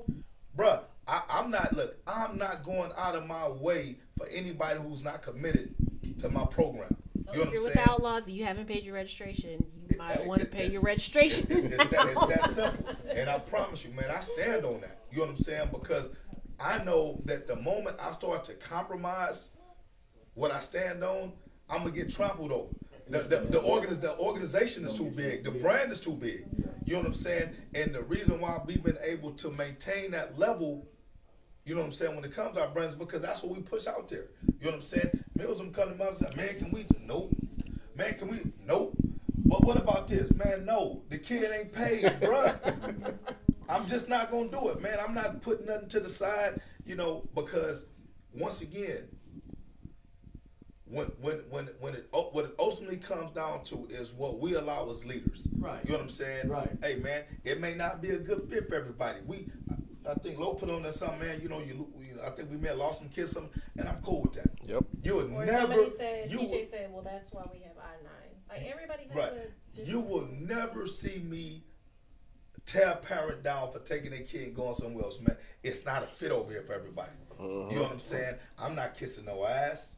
I'm not bending no rules for you. You know what I'm saying? At the end of the day, this is what it is. You know what it is because we tell you up front. And I feel like, honestly, if everybody stood on that, then you wouldn't have these bullshit-ass parents that hop from one org to the next, you know, basically getting everything that they asked for because they know it's going to be some suck out there. And I'm going to call y'all organization leaders suckers if y'all allowing these people to infiltrate y'all organizations and make all these crazy-ass demands. That's one thing. They making crazy-ass demands. Listen, I I got was a one kid. sucker. Because I'm We gonna tell you, listening. back in them cold days, Fred, man, I allowed a lot of demands to be made. I ain't made a lot of demands. So right, and let's be real about it. You and I used to talk about that. Yeah. And what I used to tell you, man, quit doing that. You had certain parents, man, this parent gonna buy this Yep. for me. They're gonna do it. I'll be like, man, don't let them do it. Because I'm telling you, they're gonna feel like you owe them something. Right, but it wasn't even that part either. It's a lot of it's just, you know what I'm saying, and that's part of it. You're right, they will feel like you owe them something. But my boy, man, my son, man, he earned this spot. He shouldn't be doing this, and you know, and you allowed a lot of demands to be made. And that's one thing that I learned, man. Ain't nobody gonna come in here and make no demands. Man, I done told my people when I had my first meeting, man, with my people, you know, like, look, man, we do got a board. We got a board. I said, this is our board. We got a president, that's me. We got a vice president, that's me. Right. We got a treasurer, that's me. We got this, and that's me. You know, I did all of that, man, because, man, I did learn. Now, I do have Rob that's helping me out because that's somebody I trust. You see what I mean? I got people around me that I trust. But, man, I am, like, did learn, and what I'm going from that is, like what you just said. I'm trying to get people to understand it. Not making it about me, but get people to understand it. Man, I done been that sucker. Man, you can't be that way. Because what you're doing is you're destroying your program, man. You're destroying it because there's no way you're going to be able to enjoy what you're doing out there. And if you're not enjoying it, man, you're not gonna give the best to the kids. Right. You see what I mean? You're not gonna be able to put everything into them because your mind, you're more concerned about what's going on over here and pleasing what's going on over here than taking care of business of what you need to be doing right here. So, and that's what parents need to understand. Look, man, you got one kid, you got one child. You come in saying your child have to do this. What about them other 30 kids on this team? Right. You see what I'm saying? Man, them folks paid the same amount of money you paid for your kid to play. Them folks had to come out here the same amount of time you got to come out here.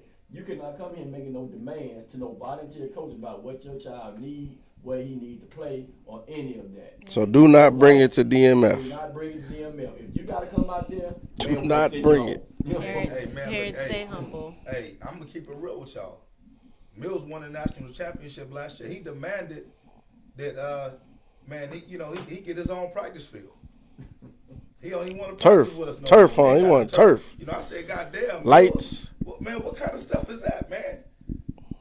I mean, now he's right. well deserving of it, but hey, man, we We need family a over full field. here. Yeah. Somebody needs a full field. No We holes. need lights. We need fresh water. The Fresh clean service water. porta potties. Yeah, not that sink water. All right, y'all. Well, we have completely gone past our time. It was a good conversation. Miss Tori, before you do that, Yes. fellas, please allow me, Miss Lala, if she'll put it up. Oh, yes, absolutely. Fraternity athletics, well, no, sorority athletics is starting the first all-female flag league. Big time sponsor that's coming up that's going to run this league for us. Y'all want to pay attention to it. But we are reaching out to all ladies from all parts of the cities, all the surrounding areas. Victoria, we have a tryout there on April 1st. Here in San Antonio will be April the 16th. We're calling all ladies, and I've been getting a whole lot of DMs that I didn't even know about girls 8U, 10U. That, hey, but my daughter wants to play. I really didn't know. So it's something that we really wanted to start, and the company that we're going to be working with to run this league is going to bring a lot of eyes to the San Antonio area. So y'all stay tuned for that because that's coming out real soon. We'll post that out as who that's going to be. But I do we want a lot of high school girls out there, grades 9 to 12, man. I do want y'all to participate in this. I want y'all to there's a reason for that. the leaders of it. I kind of want y'all to be, you know what I mean? I want a lot of girls 9 through 12 there to pretty much set the standard for the babies that's going to be out there, just like any other league, you know what I mean? So I know y'all girls, man, it's going to be summertime. I mean, I know y'all can go out to the beach or whatever, but still come out there and play some football, man. You know what I'm saying? And just another tidbit to add to that, in case y'all didn't know, a lot of these colleges are now giving scholarships to women to play flag football, especially in the NAIA. Yeah, they are making their own leagues at these schools now to give out scholarships. So that's something that we also want to use the resources that we have so that we can start getting eyes on these females, so they can get a chance at scholarship just like the males. Yeah. Big shout out, man, sorority athletics, man. You know, for just doing what they do, man. Paving a new lane. Yeah. You know, for these female athletes that want to play football. You know what I'm saying? So it's good stuff, man. Yeah, Appreciate that. coming. Basketball will be coming. Softball, actually, man. I'm working on volleyball for male and female. I did my research, man. They say volleyball is kind of growing pretty big for the male athlete. Yeah. So Midwest, it's taking off. That is one of the top sports out there with soccer. we'll have that coming. I'm working on that right now, so hopefully I'll have some information on that. So Okay. Appreciate y'all. Thank you. Thank you. All right. All right. Thank you guys for coming on with us. No doubt. Next week, we're going to have somebody new. We working, Mauricus, who we working on next Oh, week? yeah, man? next week, man, we'll have some former Alabama greats. Oh, hell. You know, so I'm gonna have my little brother with my little big brother. Shout out, Trent. Trent Richardson calling in. I also have former Alabama player in Cleveland Brown, Reggie Raggedy. So we should have both of those guys calling in next week. You know what I'm saying? That should be good conversation. Get their opinions on state of football, not just youth football, but football in general. Right. Yeah. You know what I Because mean? this goes outside of San Antonio, outside of Texas. Right. We And I'm reaching everybody. I'm gonna still reach out to Willie to see about bringing Willie Yeah, let's Nelson get on. Willie on. You know, Yeah, good get guy, Willie man. on. He's kind of paved the way and definitely set a trail for the the conditioning and the development of The a lot program, of- yeah. Yeah, with the program, man, a lot of young athletes when it comes to various sports, you know what I'm saying? So, Will, if you're looking, man, I'm going to definitely hit you up, man, to see if we can get you on next week or when, you know, whenever we can get a secure spot for you, man. Definitely think it's well worth it.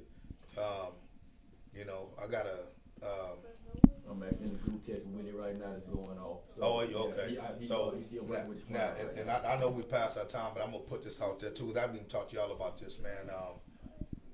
You know, there's a possibility, right? That I may have Sam Hurd come on. Oh man. Okay. You know, so you know, former Dallas Cowboy player, man. Good Got deal. caught up with some stuff, man, and you know, I think he has a tremendous message. Yeah, he does. You know, for the youth of our community, you know, and whatnot, man. So And he's from the he's from San Antonio. He's from the Heights, yeah. He's from the Heights. You know, man. So you know, that I think that'll be huge.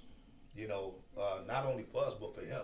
No You know Yeah. what I'm saying? To be able to come out and speak, you know, on his behalf or whatnot, man. You know, definitely someone who's went through some adversity. You know, who's gone from the highs to the lows, and he's trying to get back up to that high place again or whatnot, man. So, you know, after I, you know, talk to him a little bit more, you know, man, you know, hopefully we can make that happen. No doubt. Good deal. So y'all stay tuned in. Come back with us. Tap in next week. We'll be back. Tap, Y'all tap. Tap in. Okay, y'all have a good weekend. Thank you so much.